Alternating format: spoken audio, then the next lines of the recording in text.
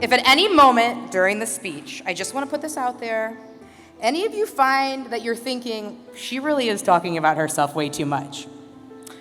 Well, good, great, grand, because I happen to say that I'm very proud of who I am, what I do, and saying those things will be a constant reminder to why I feel and I know that I belong up on this stage in the presence of all you amazing individuals. Nothing brings me more joy, I have to say, than killing it in a male-dominant industry. I just have to put it out there. It is so fun to just sit back and equally talk as much shit as they do. It's just like so great, it really is. Especially when I walk into a meeting of like 20 men and they walk in and they're like looking at you, and I know what they're thinking. They're thinking, who sent their secretary? But they're like, well, where's Drew? Drew's a female, thank you very much. So, yes, it's happened several times. I think many of you in this crowd can relate to some of what I'm about to say.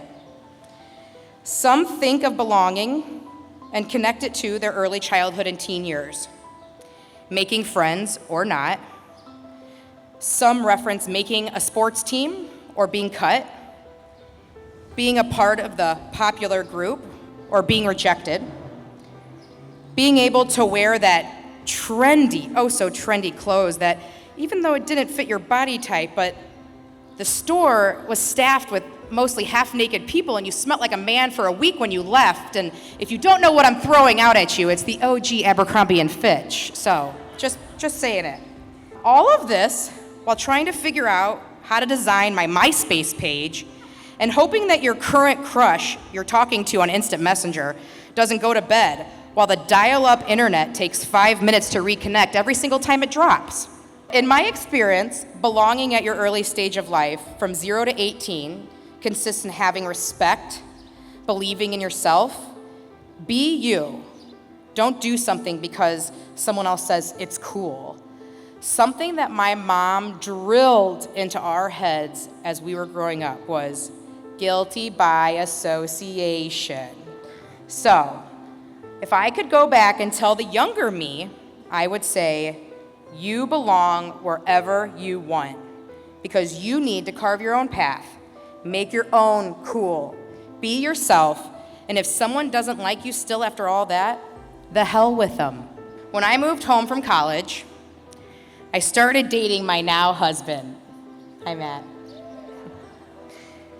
So 6 years, buying a house, starting a business, and several passive-aggressive attempts to tell him to put a damn ring on it, it finally happened. Life was amazing. We had our dream wedding, and by ours, I mean mine. A few years later, we found out we were expecting a baby. I had an okay pregnancy. I was very fortunate. My husband and I decided that we wanted to do what my sister did, and we wanted to not find out the gender and get the surprise of life, which truly is like a surprise that you can never get anywhere else. And like every first-time mom, I planned all of the amazing things and the perfect birth plan and everything I wanted to do after the baby came out, and so on and so on and so on. Well, sorry to break the news, but none of it happened. We made it to 38 weeks. And due to high blood pressure, unfortunately, they said, Drew, you're not leaving the hospital, you're having this baby. I had an emergency C-section. He bends down and says, I know this is not what you want, but I gotta get that baby out. So I said, do it. 14 quick minutes later, it seemed like, we had a baby girl. But the worst was about to happen.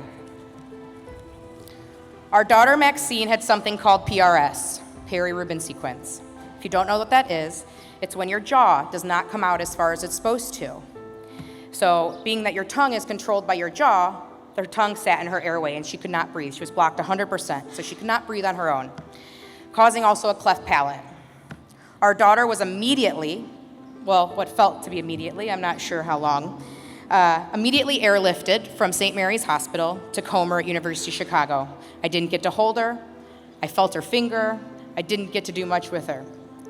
I think at that time, 48 hours went by before I actually got to her because of the C-section and getting down to Chicago and a massive storm and all the things that just God wanted to give me that day to stop me from getting to my baby. I learned something. When my husband and I walked in that room and saw her in that incubator, it was a moment that I will truly never forget in my life, because that is when I realized that I am a NICU mom.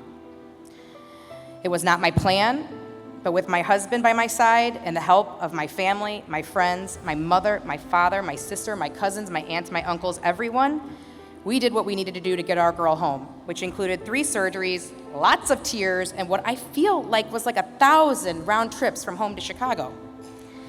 I remember praying every day and talking to God as if I was going to get some magical answer to why this happened to my daughter and what I did wrong. I know now it was a path that we were meant to go down, an experience that I belonged in.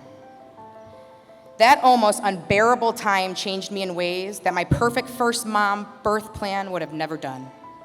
Since that scary time in our lives, I know I belonged in that NICU because it made me and my entire family stronger.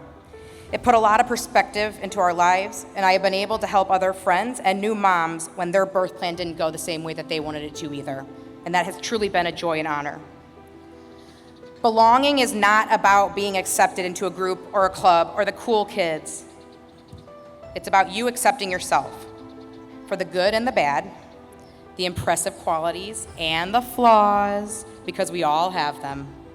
Belonging is also finding that sweet spot, that even though life still throws you curveballs, it's your chance and opportunity to kick life's ass, put yourself on the back of it, and talk about yourself as much as you want. Throughout life, there will be so many situations from childhood to adulthood that you will question, where do I belong? I hope you all find that sweet spot in life and don't give up.